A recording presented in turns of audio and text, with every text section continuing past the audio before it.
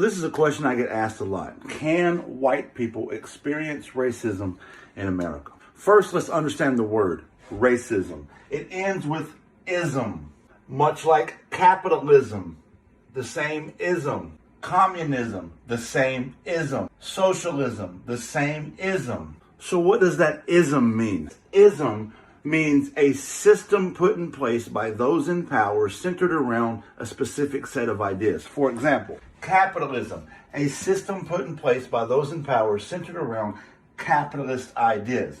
Communism is a system put in place by those in power centered around communist ideas.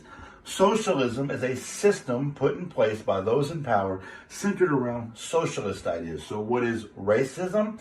It's a system put in place by those in power centered around racist ideas. So then, can white people experience racism? What you're saying is when somebody says to you, cracker, honky, I don't trust white people, colonizer, white devil, that you're experiencing racism. Well, you're not. Let me explain. What you're experiencing is called prejudice.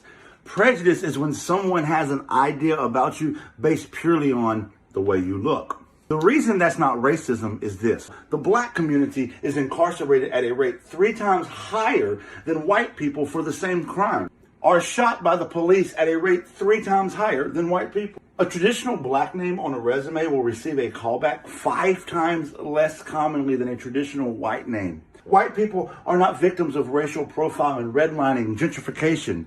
You see, the system targeting marginalized communities is racism. So even though a white person may experience prejudice, they'll never have to worry about being targeted by the entire system. And that's what racism is. And racism is much worse than prejudice. I hope that clears it up.